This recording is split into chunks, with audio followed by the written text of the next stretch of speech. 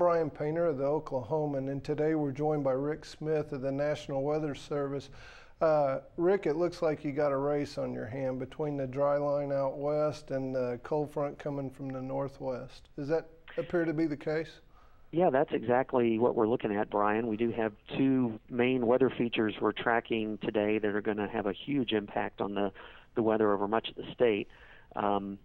The first thing is this cold front. We've been tracking it since, for several days now. It's moving out of Kansas and actually already starting to push into northwest Oklahoma, seeing temperatures in the Panhandle late this morning already in the upper 20s, and it's going to be pushing on down through the body of the state through this afternoon. And at the same time, we're going to have a dry line setting up over in the eastern Texas Panhandle and getting into southwest Oklahoma. That's the area that we're focused on most closely for the big storms, the big bad supercells with tornadoes and baseball-sized hail and things like that. But this front that's moving southeast is going to have a huge impact on just how bad it gets down there, because the further south that this front moves, then the less chance of those higher-end storms down there. Not saying at all that there won't be baseball-sized hail and tornadoes, because we're still very concerned about that, but the chances look a little bit lower than they did this time, or a few hours ago this morning.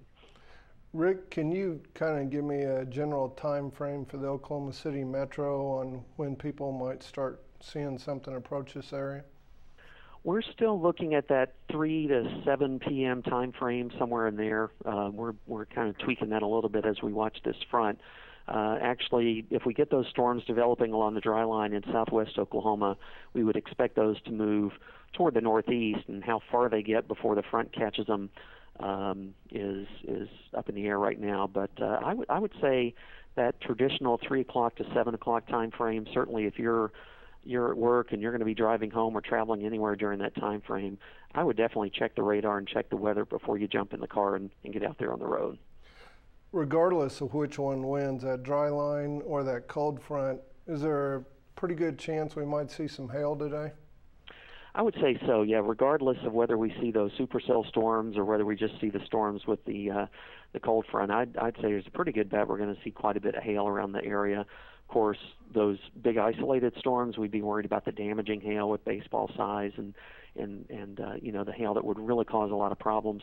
But even some of the relatively weaker storms could have some hail in them too, and there'll be a threat of some strong winds with those storms later tonight or later this afternoon into tonight.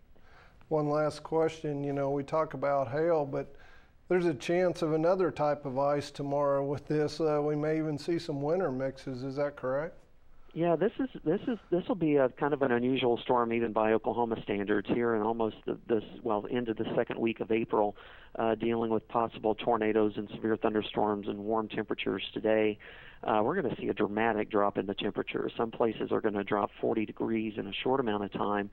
And with the cold air in place and a lot of moisture, it looks like, still behind that front, we're getting more concerned about the possibility of some freezing rain and sleet over maybe a fairly large part of northern and even down to central Oklahoma. So we're going to be watching that very closely. Don't be surprised to see winter weather advisories come out later today, and that it turns out for parts of the state that may end up being a bigger deal than the severe weather is. So we always say check the forecast often, but today is a prime example.